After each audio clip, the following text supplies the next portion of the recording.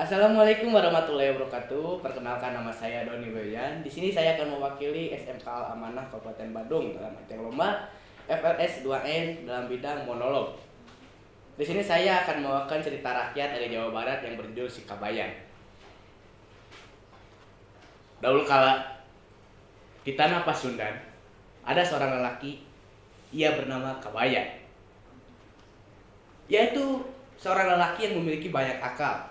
Namun meskipun ia banyak akal, akalnya tersebut terkadang ia gunakan untuk mendukung sifatnya yang bermalas-malasan. Meskipun begitu, si Kabayan telah memiliki istri, Nyi Iten namanya.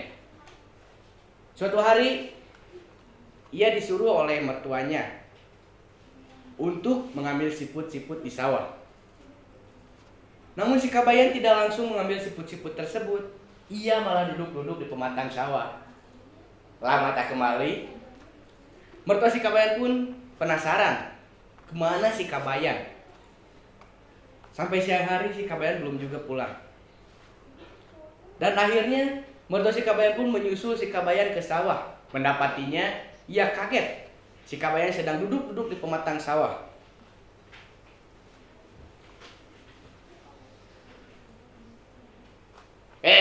Kabayan, lagi apa kamu di situ duduk-duduk? Kan Abah suruh kamu itu untuk ambil tutut-tutut di sawah. Kamu malah enak-enakan duduk di situ, hah? Sholat tanpa dosa. Si Kabayan pun menjawab semua perkataan dari mertuanya.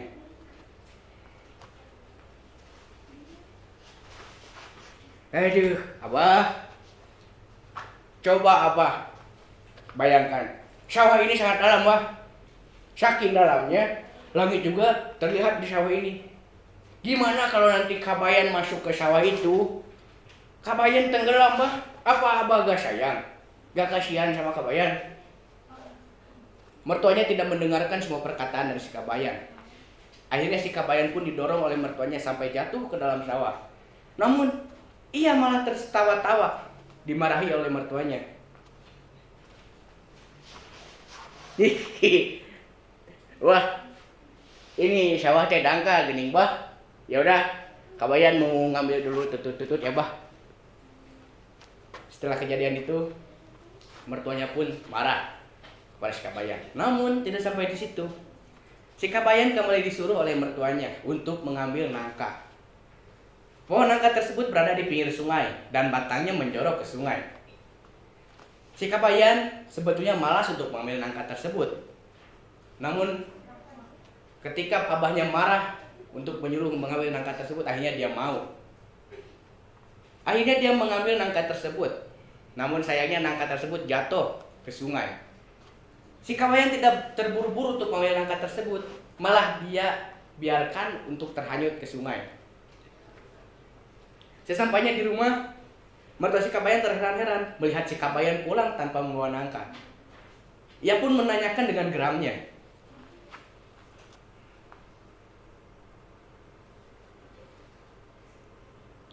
Kabayan, nanaonan, Abah teh nyuruh kamu untuk ngambil nangka yang ada di pinggir sungai.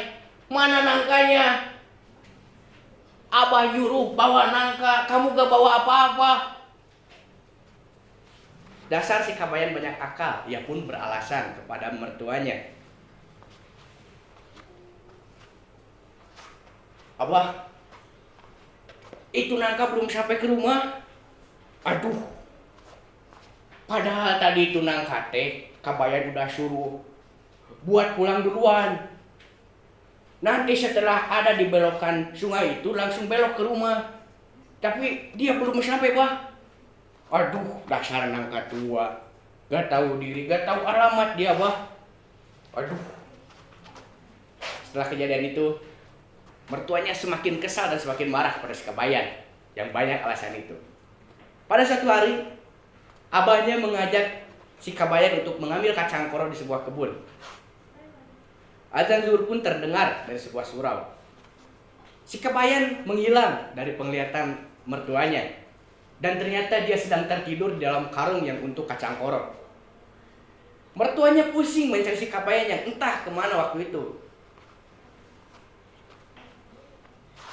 Alah, si Kabayan. Abah tahu ini si Kabayan pasti malas buat ngambil kacang koro. Kalau bukan menantu itu si Kabayan. Dan akhirnya mertua si Kabayan pun pulang dan mengambil karung yang berisi si Kabayan tersebut.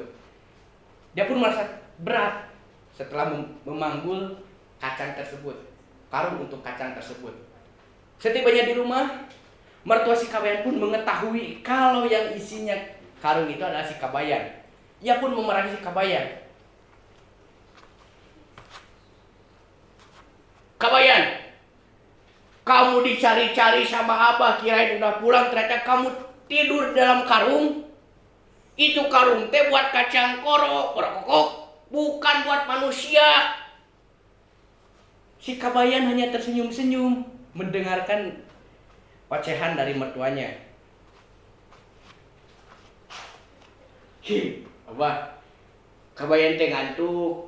Ya udah, karena karungnya kosong, ya udah Kabayan tidur aja di dalam karung. Mertua si Kabayan sangat geram. Namun ia tidak sampai di situ. Keesokannya, mertua si Kabayan mengajak si Kabayan kembali untuk mengambil kacang koro. Niatnya itu untuk membalas dendam kepada si Kabayan. Azan zuhur pun terdengar kembali dari surau. Mertua si Kabayan tertidur dalam karung yang untuk kacang koro. Si Kabayan sudah menduga bahwa mertuanya itu akan membalas dendam kepadanya. Ia sudah menduga bahwa mertuanya itu berada di dalam karung.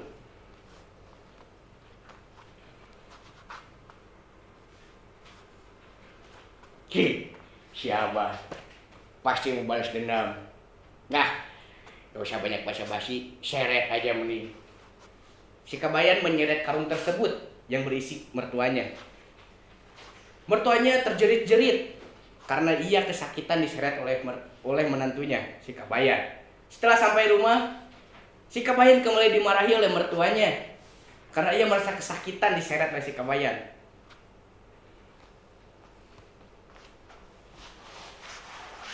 Aduh,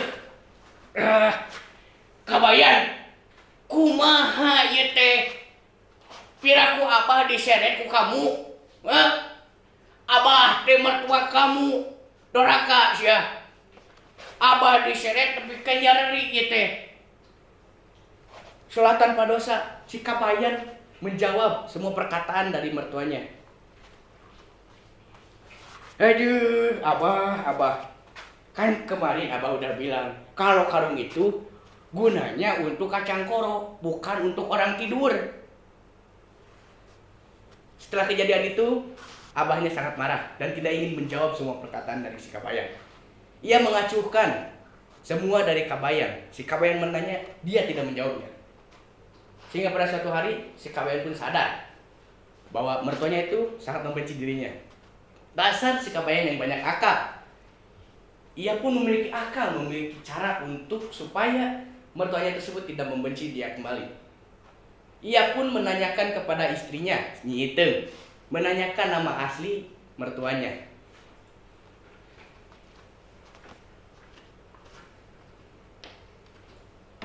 Akang, mengetahui nama mertua itu pantrangan. Dosa, Akang. Akang kan sudah mengetahui hal itu. Si Kabayan terus membujuk Nyi Iteng dengan beralasan dia ingin mendoakan mertuanya.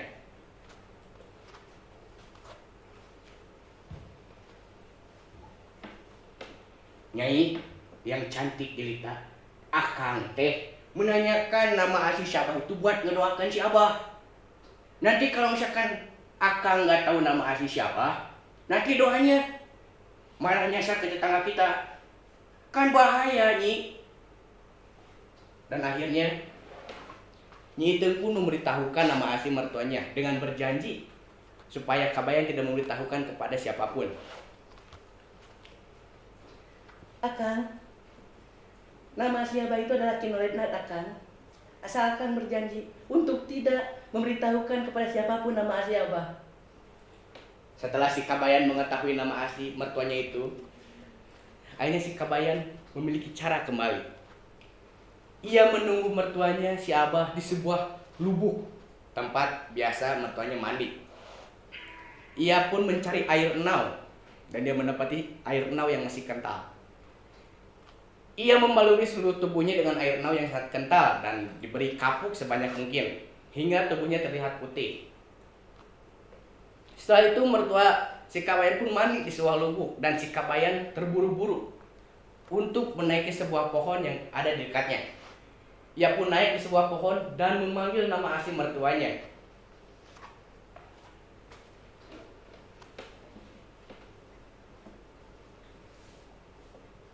Noledar, Noledar.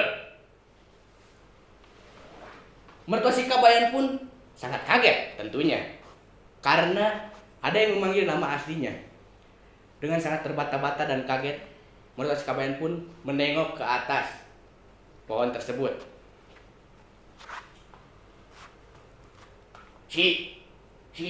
Siapa engkau yang telah memanggil namaku? Dasar si Kabayan yang banyak akal. Ia pun mengaku bahwa dirinya itu adalah si kakek penunggu lubuk tersebut.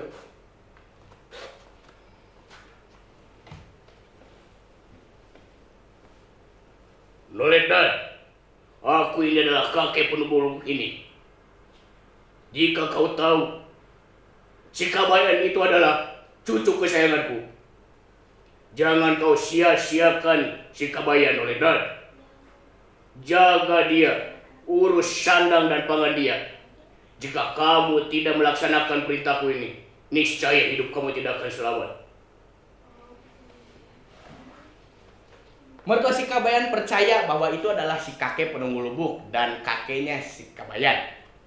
Akhirnya, sejak kejadian itu, mertua si Kabayan pun menurut kepada perintah si kakek penunggu lubuk tersebut. Ia pun menyayangi si Kabayan dengan setulus hatinya. Begitu pula si Kabayan menyayangi istrinya Nyi Iteng dan menyayangi mertuanya, Abah Nolednar. Si Kabayan diberikan rumah meskipun kecil, tapi dia sangat bahagia hidupnya. Setelah tersebut, si Kabayan, Nyi Iteng, dan abahnya Ki Nolednar hidup tentram bersama-sama. Sekian cerita rakyat si Kabayan.